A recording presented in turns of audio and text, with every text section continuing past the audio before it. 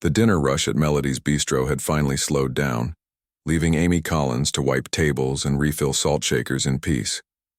The small restaurant in downtown Portland wasn't famous, but it had its loyal customers and some tourists who wandered in from the nearby theater district. Amy had been working there for almost 3 years now, paying for her music school with tips and wages. Her fingers, hardened from years of playing violin, moved without thinking through her closing tasks, while her mind wandered to the music piece she needed to finish by Monday. The bell above the door rang, pulling her from her thoughts. Amy looked at the clock, 15 minutes until closing. She sighed quietly but put a friendly smile on her face as she turned to greet the late customers.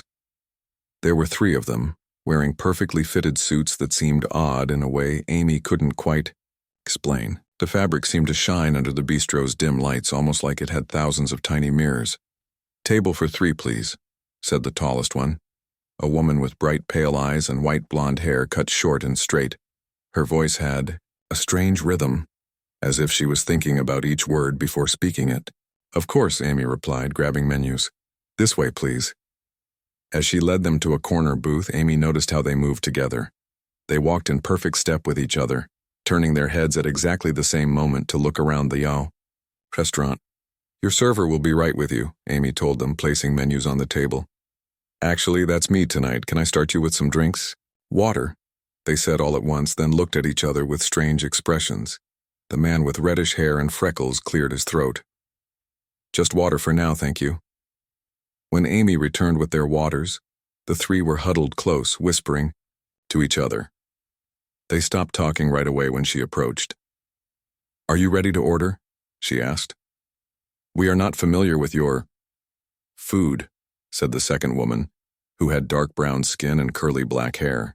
"What would you suggest?" "Well, our special tonight is mushroom risotto. The chef uses local mushrooms that make it really unique." "Perfect," said the freckled man. "We will all have this mushroom risotto." As Amy wrote down their order, she noticed a small object on their table that hadn't been there before. It was about the size of a salt shaker, but made of dark metal with small lights blinking across its surface. The blonde woman saw Amy looking and quickly covered the object with her hand. "A medical device," she explained with a tight smile. "Nothing to worry about." Amy nodded and walked away, but she couldn't shake the feeling that something was very strange about these customers. They didn't act like any tourists she'd ever served before. From the kitchen window, she watched them. They weren't eating their food normally. They were studying it, taking tiny bites, talking quietly to each other, sometimes looking at the strange device when they thought no one was watching. When Amy went back to their table to check on them, the freckled man suddenly asked, "This music playing, what is it?" Amy listened for a moment to the soft jazz playing through the bistro's speakers. "That's Miles Davis, from his Kind of Blue album, I think." All 3 visitors froze, their faces showing something like wonder. "The sound patterns," whispered the blonde woman. "They're amazing," finished the man with freckles. The 3rd visitor was quickly pressing something into the strange device, her fingers moving faster than Amy had ever seen anyone type. Amy felt a chill run down her spine, as she realized that whatever was happening here was more than just dinner at a small restaurant. These weren't normal tourists. They weren't normal anything. For the next 20 minutes, Amy served her other tables while keeping an eye on the strange trio. They barely touched their food, instead focusing on the music. They would go completely still whenever a new song started, listening with an intensity that seemed almost unnatural. When Amy brought their check, the blonde woman asked, "Do you know much about this music?" "Jazz? A fair amount. I study music at the conservatory downtown." The 3 exchanged quick glances. "You're a musician?" the freckled man asked, his voice suddenly eager. Amy nodded. "Violin mainly, but we study all styles and theory." "Theory," repeated the dark-haired woman as if the word held special meaning. "You study the mathematics of it?" "That's actually my focus," Amy said, surprised by the question. "The mathematical structures in different musical traditions, how patterns appear across cultures." The three stared at her with such sudden interest that Amy took a small step back. "Would you be willing to discuss this further?" asked the blonde woman. "Perhaps when you're not working?" "I don't usually meet with strangers outside of work," Amy said carefully. "Of course," the freckled man said quickly. "How thoughtless of us." He pulled out a business card and handed it to her. "We're researchers. My name is Peter. These are my colleagues, Lydia and Diana. We're studying cultural expressions of mathematical patterns." Amy took the card, which simply had their names, the title, Cultural Harmony Research Team, and a phone number. "We would compensate you for your time, of course," Diana added. "Your insights would be very valuable to our research." "I'll think about it," Amy said, not committing to anything. They paid their bill with crisp new bills that looked almost too perfect, leaving a generous tip. As they stood to leave, Amy noticed again how they moved in perfect sync with each other. "We hope to hear from you soon," Lydia said. "The work we're doing is more important than you might imagine." After they left, Amy picked up the card again, turning it over in her fingers. Something about the three visitors had been deeply strange, but also fascinating. Their interest in music seemed genuine, almost reverent. Amy slipped the card into her pocket. She had the weekend off. Maybe she would call them tomorrow just to satisfy her curiosity. After all, she could use some extra money, and talking about music theory hardly seemed dangerous.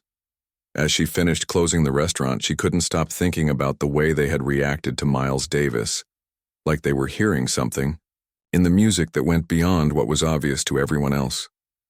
Something hidden in the notes. Amy found herself humming "So What" as she walked to her car, wondering what secrets those strangers thought they heard hidden in its simple, perfect harmony. Amy stared at the business card for a long time the next morning. She had slept poorly, her dreams filled with strange music and even stranger visitors. Curiosity finally won over caution, and she dialed the number. "Hello, Amy Collins," answered a voice she recognized as Peter's. He didn't sound surprised to hear from her, even though she hadn't introduced herself. "How did you know it was me?" Amy asked, suddenly on guard. "Caller identification," Peter replied quickly. "We were hoping you would contact us." "About your research," Amy said. "I'm still not sure what exactly you're studying. It would be easier to show you. Could you meet us today? Perhaps at the University Music Library? A public place so you can feel safe." Amy agreed, telling herself that the music library on a Saturday afternoon would have plenty of people around if these strangers turned out to be dangerous. When she arrived, she found the three of them sitting at a table surrounded by music theory books and printouts of what looked like sound wave patterns. They were dressed in normal clothes today instead of their strange suits, but they still moved with that eerie coordination. "Thank you for coming," Diana said, standing to greet her. "We have so many questions about your understanding of musical mathematics." "I'm not an expert," Amy warned them. "Just a third-year student."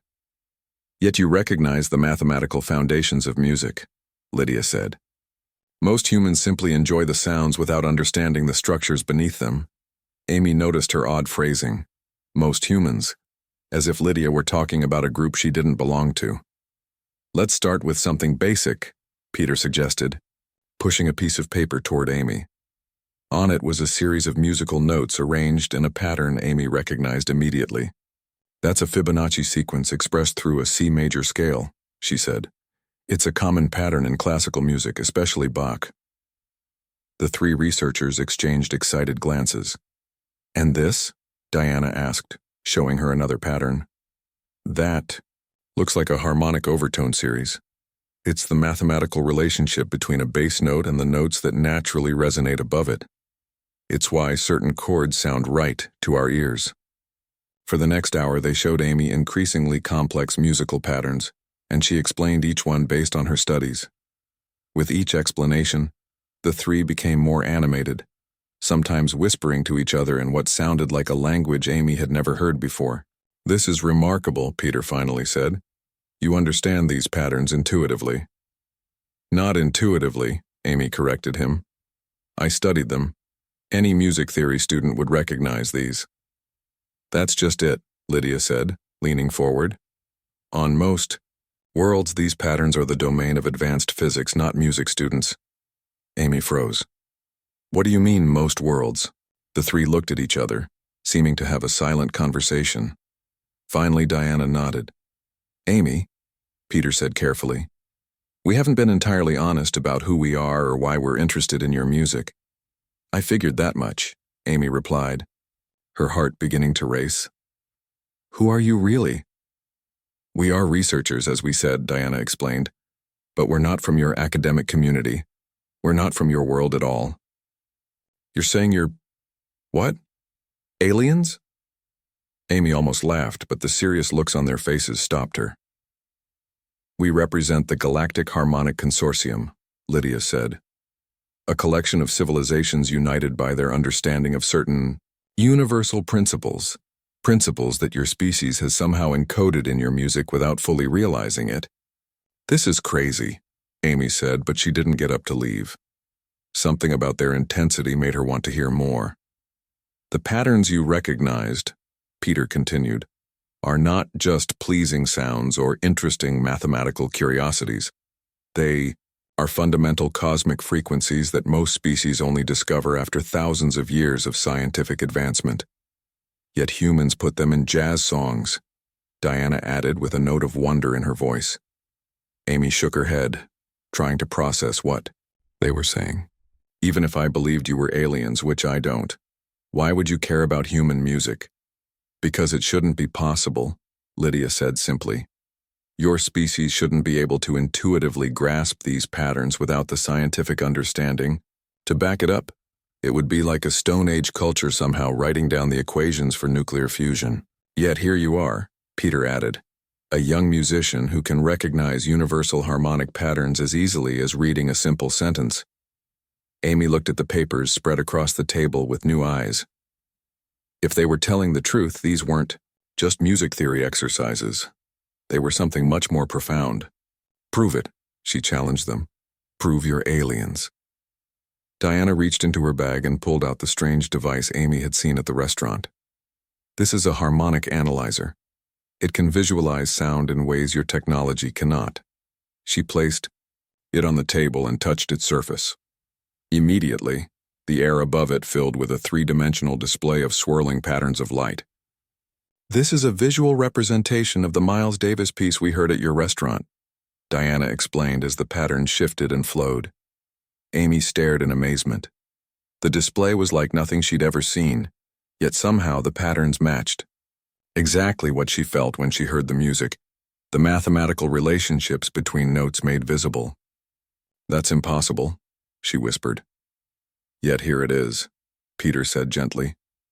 Amy reached toward the display, and to her surprise, the light patterns responded to her movement, changing and adapting as if they were water and her hand was creating ripples. The patterns recognize you as a harmonic, sensitive being, Lydia explained. They respond to your musical intent. As Amy moved her hand through the light, the patterns began to produce sounds, the original Miles Davis piece, but with subtle variations based on her movements. I'm controlling the music, Amy realized, moving her fingers as if playing her violin. The sound shifted accordingly, following her mental direction.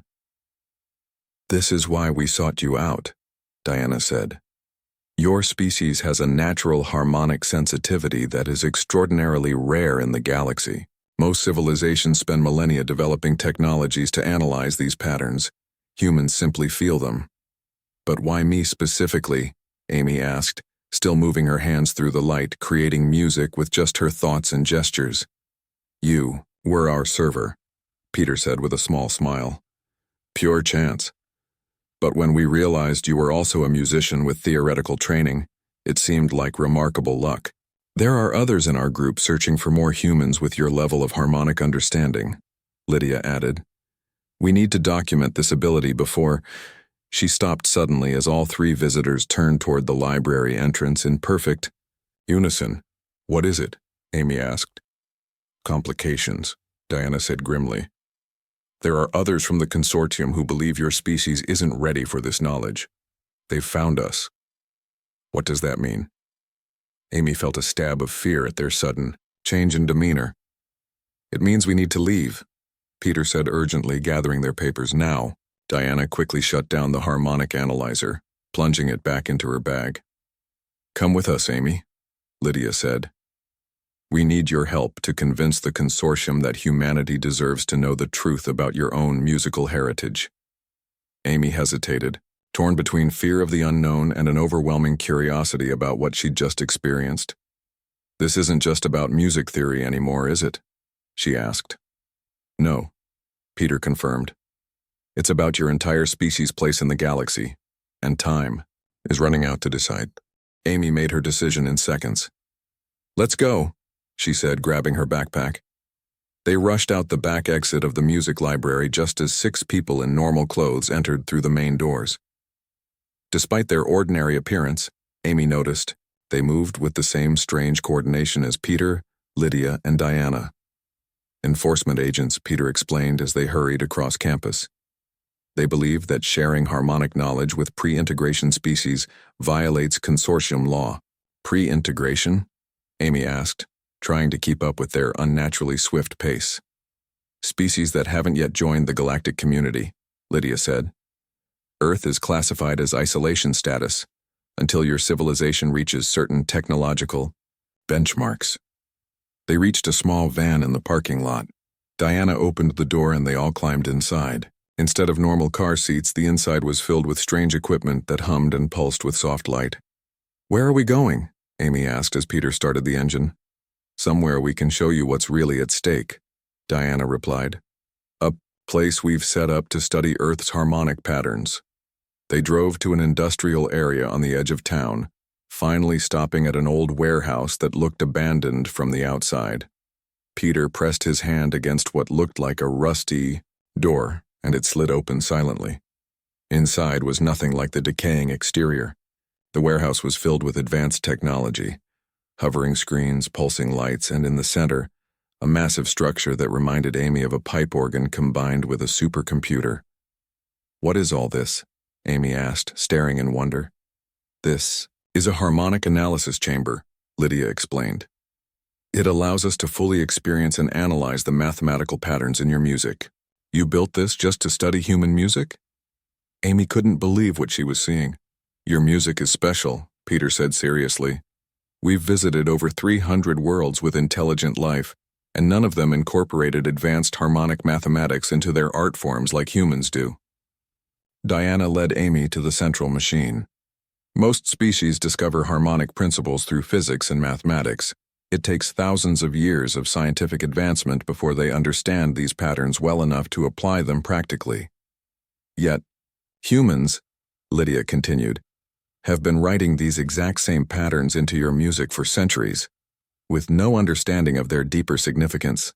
"What deeper significance?" Amy asked. Peter touched a control panel and the central machine began to hum. Above it, a 3-dimensional display appeared, showing complex geometric patterns that shifted and changed like living things. "These harmonic patterns are the key to many advanced technologies," he explained. "Faster than light travel, gravity manipulation, even certain types of healing, all based on the same mathematical relationships that appear naturally in human music." "That's impossible," Amy said. "Bach wasn't writing spacecraft blueprints. He was just composing what sounded good." "Exactly," Diana exclaimed. "That's what makes humans unique. Somehow your species can feel these cosmic harmonics naturally. What takes other species millennia of scientific work, you experience as simply what sounds good." Amy tried to process what they were saying. "So human music accidentally contains the keys to advanced alien technology?" "Not accidentally," Lydia corrected. "We believe humans have a special sensitivity to universal harmonics, a gift that other species lack." Peter guided Amy to a seat, facing the display. "We need to understand this gift better, and we need to convince the consortium that humanity deserves to know about it." "Why wouldn't they want us to know?" Amy asked. "Some believe your civilization isn't ready," Diana explained. "They point to your wars, your environmental problems, your social divisions. They fear giving harmonic technology to such a young species. The enforcement agents want to erase all evidence of our research," Lydia added, "and ensure Earth remains isolated from galactic society for centuries more." Amy watched the patterns shifting above the machine, recognizing in them the same mathematical beauty she'd always seen in music. "What can I possibly do to help?" "You bridge both worlds," Peter said. "You understand the intuitive, artistic side of music and the mathematical theory behind it. You can explain what most humans can only feel." Before Amy could respond, alarms began to sound throughout the warehouse. Red lights flashed from the walls. "They've found us," Diana said, rushing to a control panel. "The enforcement team is approaching." "We don't have much time," Peter told Amy urgently. "We need you to demonstrate your harmonic understanding for the official record before they shut us down." Lydia brought over what looked like a cross between a violin and a computer. "This is an astral resonator. It translates musical intention directly into harmonic patterns. Can you play it?" Amy took the strange instrument hesitantly. It had strings like her violin, but also glowing panels and floating elements that seemed to move on their own. "I can try," she said. "What should I play?" "Whatever feels right," Diana encouraged her. "The instrument will follow your lead." Amy lifted the resonator and placed it under her chin like a violin. As soon as she touched the strings, they began to glow with soft blue light.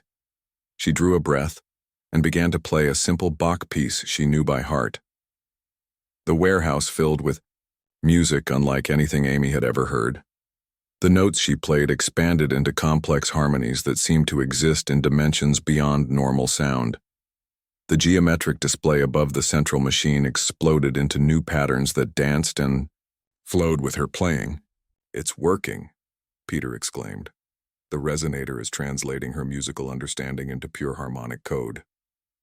As Amy continued to play, following her instincts rather than any written music, she felt as if she could see the mathematical patterns that had always existed beneath the surface of every piece she'd ever played. It was like suddenly understanding a language she'd been speaking all her life without knowing its true meaning.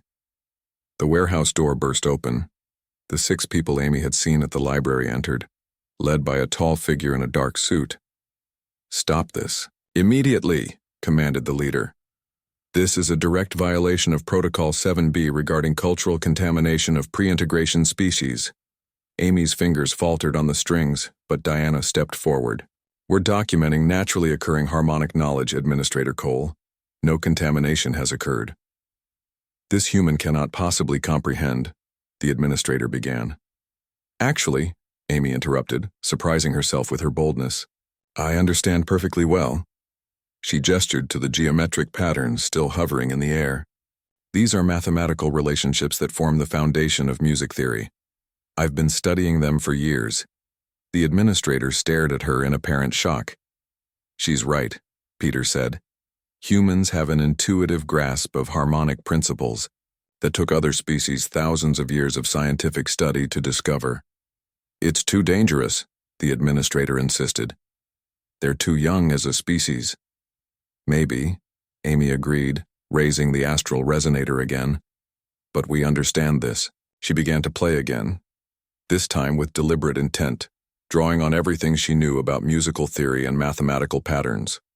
Under her fingers, the alien instrument sang with a voice that seemed to connect directly to the structure of reality itself. The geometric light patterns transformed, becoming more complex, more beautiful. Several of the enforcement agents stepped back in visible awe. "Impossible," whispered the administrator. "These are ninth-dimensional sequences. No pre-integration species has ever—" "Not impossible," Lydia said quietly. "Simply human." The warehouse fell silent as Amy finished playing. Even the enforcement agents seemed stunned by what they had witnessed. Administrator Cole was the first to recover. "This changes nothing," he declared, though his voice lacked conviction. "The protocols are clear. Earth remains classified as isolation status until proper evaluation can be conducted." "Then conduct it now," Peter challenged. "You've seen what Amy can do, what humans understand instinctively." "One human is not representative of an entire species," the administrator argued. "Then let me prove it isn't just me," Amy said, lowering the astral resonator. "Take me to the consortium. Let me show them that this understanding exists throughout human music, across all our cultures and history." The administrator looked uncertain. That would be highly irregular. So is a pre-integration, species with ninth-dimensional harmonic understanding, Lydia pointed out. Diana stepped forward. I formally request an emergency harmonic conclave review of Earth's status, based on new evidence of innate harmonic capability. The administrator sighed. The request is valid under consortium law. A conclave will be convened. He turned to Amy. You will be required to demonstrate this ability before the full assembly. Me? Amy asked, surprised. Why me specifically? Because, Peter explained, you bridge the gap. You understand both the intuitive, artistic side of music and the theoretical foundations. You can explain what other humans can only feel. And, Lydia added with a smile, you're the first human to play the astral resonator perfectly on the first attempt. That makes you uniquely qualified. Amy looked around at the aliens, both the friendly researchers and the stern enforcement agents, and realized that humanity's future in the galaxy might depend on her ability to explain something she'd taken for granted her entire life, the simple, profound beauty of music. When is this conclave? She asked. It will take approximately 1 week to assemble, the administrator replied. You will be permitted to prepare, with supervision. 1 week to get ready to represent humanity before an alien council, Amy murmured. No pressure. Over the next 7 days, Amy lived in a strange new reality. The warehouse was placed under official consortium supervision, with both research team and enforcement agents working together uneasily to prepare for the conclave.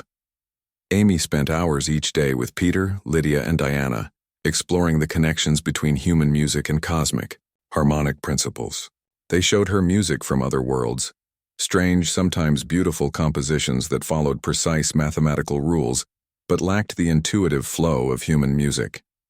Most species compose by formula, Peter explained as they listened to a piece from his homeworld. They discover the harmonic patterns through science, then deliberately incorporate them into sound. But humans feel the math, Diana added. You don't need to calculate it. Amy practiced with the astral resonator daily, learning to control its responses to her musical intentions. By the 5th day, she could create complex harmonic visualizations that amazed even the enforcement agents. On the 6th day, Administrator Cole approached her as she practiced.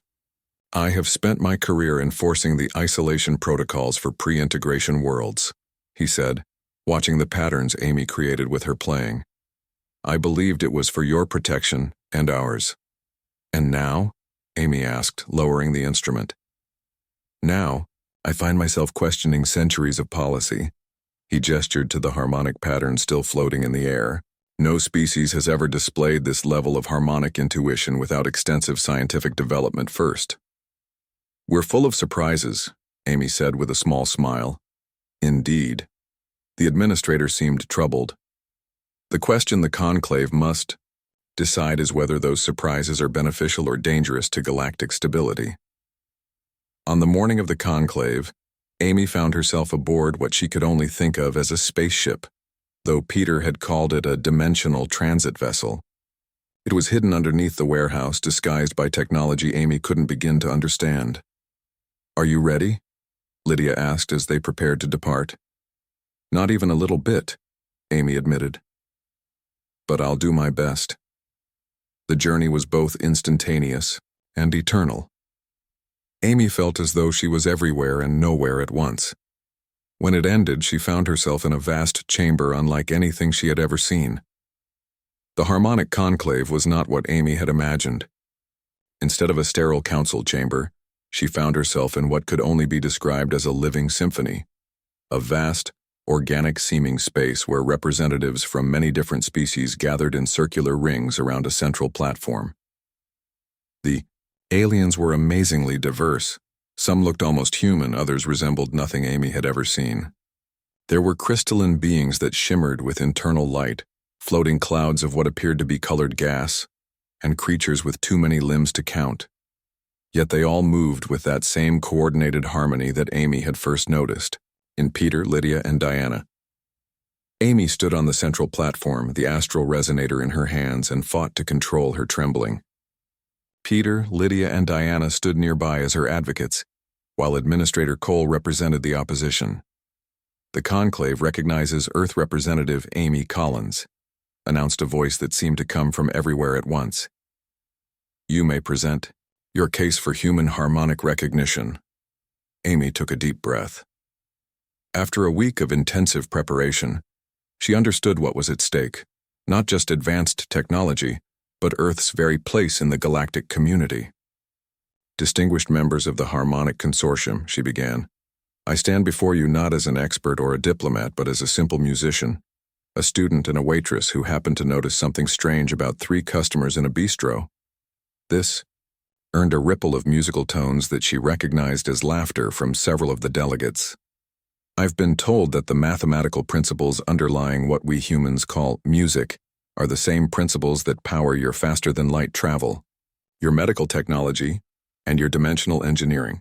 To you, these are advanced scientific concepts discovered after millennia of development. Amy placed her hands on the resonator.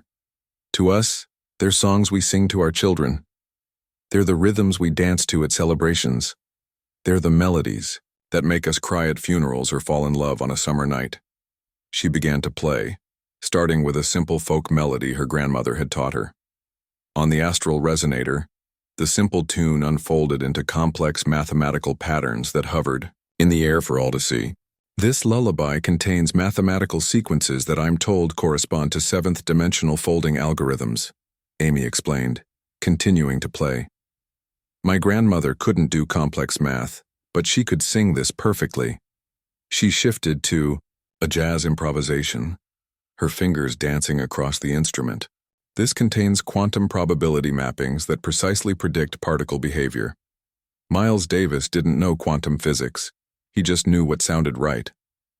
Throughout the vast chamber, the assembled aliens watched in silence as Amy demonstrated, through music, what their civilizations had taken thousands of years to discover through science.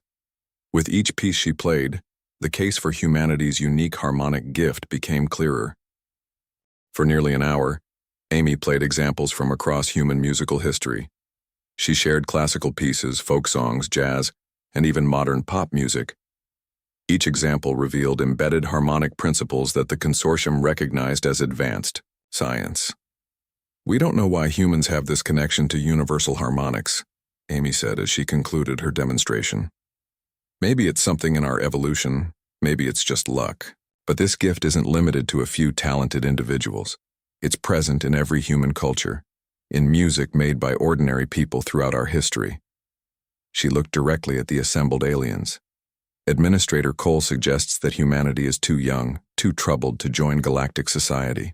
And maybe he's right about our problems. We fight wars. We damage our planet. We're often cruel to each other. Amy's fingers returned to the resonator, playing a gentle melody of her own composition. But we also create beauty. We feel connections to cosmic truths we don't even understand yet. And most importantly, we learn, we grow, and we heal, often through music itself. The geometric patterns from her playing formed a perfect representation of what the consortium called the unity theorem, the mathematical proof that all matter in the universe is fundamentally connected. If humanity has something valuable to offer the galaxy, this understanding of harmonics that other species worked millennia to achieve, isn't it worth taking a chance on us? Not just for what we might gain from joining your community, but for what we might contribute to it. As Amy's final notes faded, the conclave chamber fell into deep silence. Then, gradually, the assembled delegates began to produce their own harmonic responses, tones and vibrations and light patterns that merged with the lingering geometry of her music. The collective voice of the conclave spoke. In 10,000 cycles of the consortium's existence, we have never encountered a species with such natural harmonic ability. The evidence presented cannot be denied.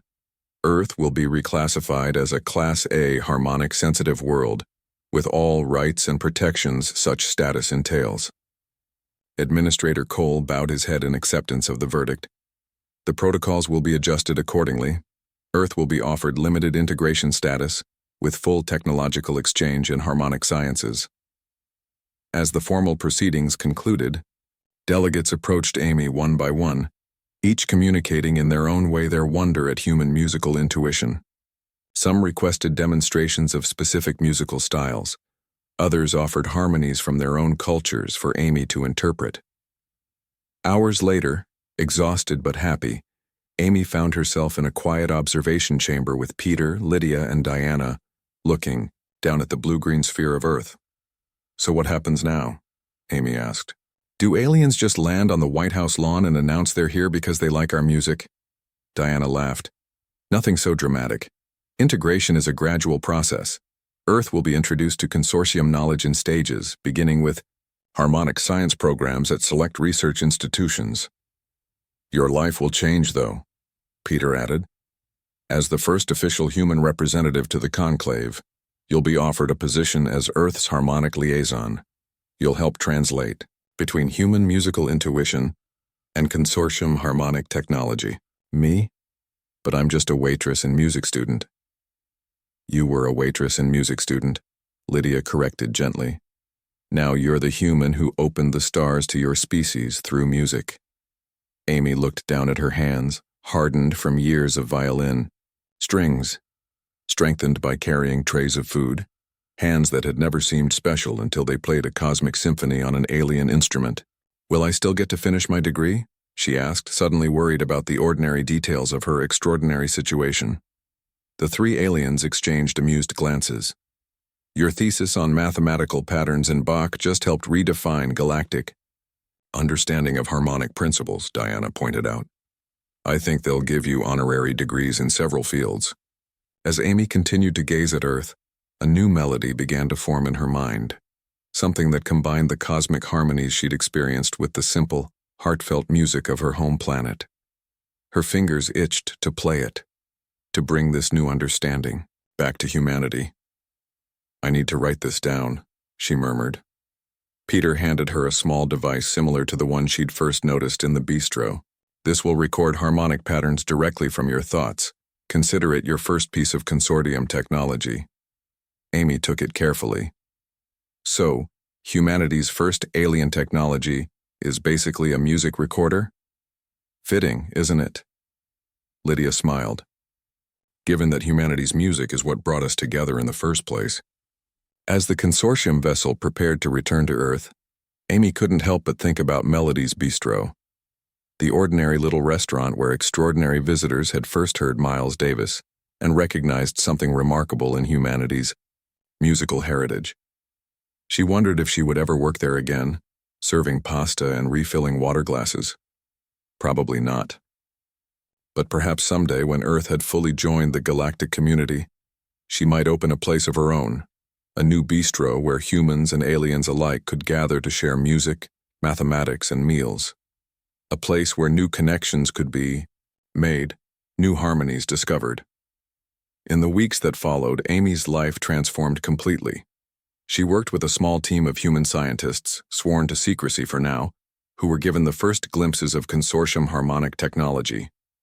Amy served as their interpreter, explaining in musical terms what the alien scientists described in physics equations.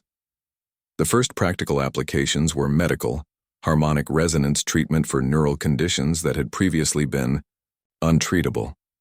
Then came advances in energy generation, communications, and materials science, all through music, through the patterns that humans had been playing and singing for thousands of years without realizing their deeper power. One year, after her first meeting with Peter, Lydia, and Diana, Amy found herself back at Melody's Bistro on a quiet evening. The owner had been happy to reserve the entire restaurant for her private party. As her human colleagues mingled with a small delegation from the consortium, the first official, though still secret, diplomatic exchange, Amy stood by the sound system, ready to play the playlist she had carefully prepared. "Are you ready to make history again?" Peter asked, joining her by the speakers. Amy smiled. "This time I know exactly what I'm doing." She pressed play, and the sound of Louis Armstrong filled the bistro. Humans and aliens alike fell silent, listening to the simple, profound beauty of What a wonderful world. As she watched their faces, human and non-human, Amy knew that despite all their differences, they were connected by these universal harmonies. Mathematics made audible, science made beautiful, physics transformed into emotion. In the notes of a trumpet played by a human who had lived and died without ever knowing the cosmic significance of his art, different species from across the galaxy found a common language, a universal harmony, and it had all begun with a waitress noticing something strange about 3 customers in a bistro who had somehow heard the music of the spheres in a simple jazz recording. Amy smiled. The universe, it turned out, had been singing to humanity all along. Now finally they were ready to sing back.